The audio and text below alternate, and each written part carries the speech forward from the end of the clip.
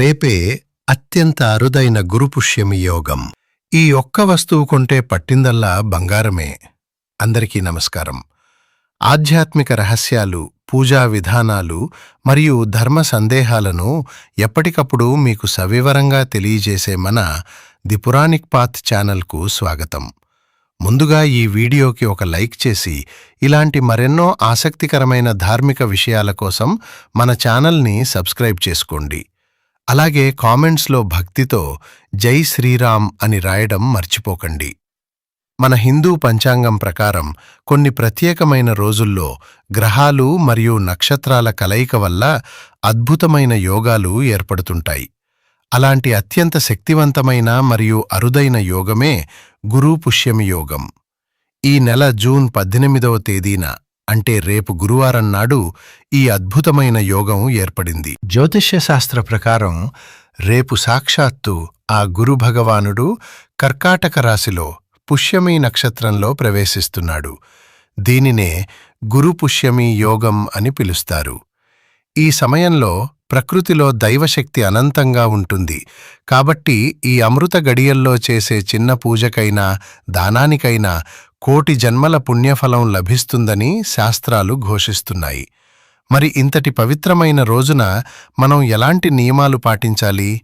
ఇంటికి ఏ వస్తువులు కొని తెచ్చుకోవాలి? అలాగే గురుగ్రహ మరియు లక్ష్మీ కటాక్షం కోసం ఎలాంటి పరిహారాలు చేయాలో ఇప్పుడు మనం ఈ వీడియోలో వివరంగా తెలుసుకుందాం. ముందుగా ఈ గురుపుష్యమి యోగం నాడు ఉదయాన్నే నిద్రలేవడం అనేది చాలా ముఖ్యం.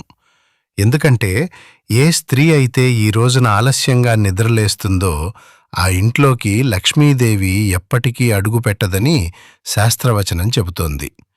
కాబట్టి ఆడవారు బ్రహ్మముహూర్తంలోనే నిద్రలేచి ఇంటి ముంగిట శుభ్రం చేసి ఖచ్చితంగా బియ్యపిండితోనే ముగ్గులు వేయాలి, కానీ పొరపాటును కూడా చాక్పీస్తో ముగ్గు వేయకూడదు.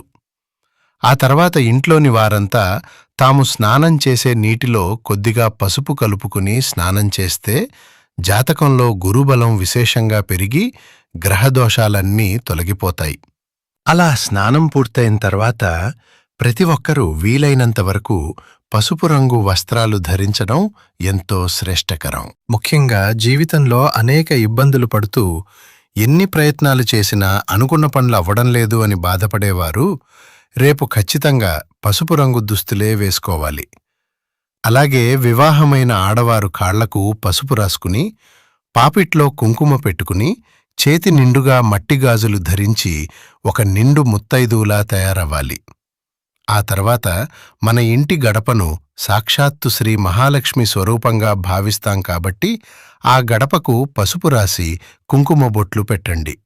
దీంతోపాటుగా సింహద్వారం పైన పసుపుతో స్వస్తిక్ గుర్తువేసి ఇంటి గుమ్మం బయట సాంబ్రాణి ధూపం వేస్తే ఇంట్లోని నెగిటివ్ ఎనర్జీ మొత్తం పటాపంచలైపోయి లక్ష్మీదేవికి ఘనంగా స్వాగతం పలికినట్లు అవుతుంది. ఇలా ఇంటి గుమ్మాన్ని లక్ష్మీకరంగా అలంకరించుకున్న తర్వాత దైవానుగ్రహం కోసం ఇంట్లో అద్భుతమైన పూజా విధానాలను ఆచరించాలి.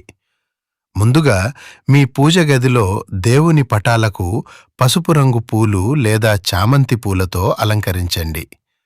స్వామివారికి మరియు అమ్మవారికి ఇంట్లోనే స్వయంగా పాలు పొంగించి చేసిన నైవేద్యంగాని లేదా రవ్వ, కేసరి, పులిహోరను గాని నైవేద్యంగా సమర్పించండి.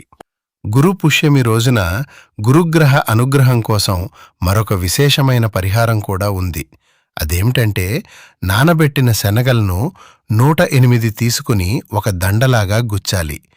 ఆ దండను ఏదైనా గురువు ఫోటోకి లేదా దత్తాత్రేయ స్వామి, సాయిబాబా లాంటి గురుస్వరూపుల విగ్రహానికి వేసి ఆవు నెయ్యితో దీపం వెలిగించండి. ఈ పూజా సమయంలో దక్షిణామూర్తి స్తోత్రం లేదా గురుస్తోత్రం చదవడం ఎంతో విశేషం.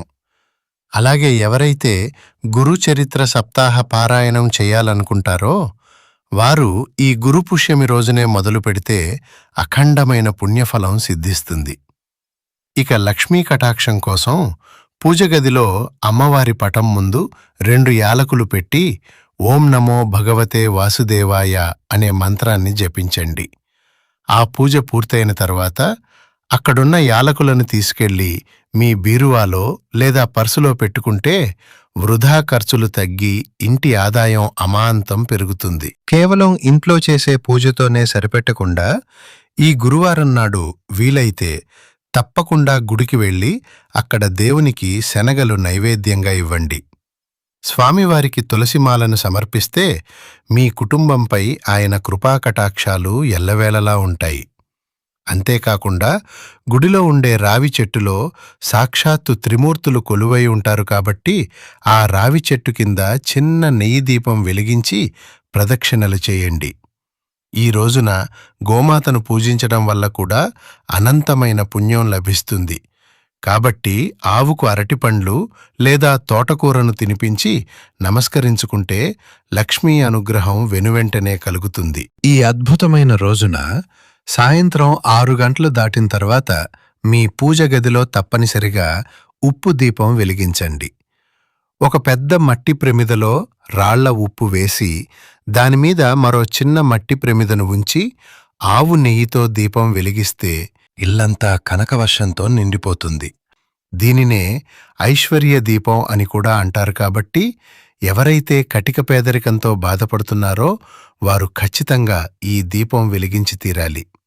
అలాగే ఈ రోజున ఏమీ లేని పేదవారికి, అవసరంలో ఉన్నవారికి మీకు తోచినంత దానం చేయటం వల్ల అద్భుతమైన వంశాభివృద్ధి కలుగుతుంది. ఈ పూజా పరిహారాలతో పాటుగా ఈ గురుపుష్యమి యోగంలో కొన్ని నిర్దిష్టమైన వస్తువులను కొనుగోలు చేయటం వల్ల ఇల్లు బంగారమయమవుతుందని మన శాస్త్రాలు చెబుతున్నాయి.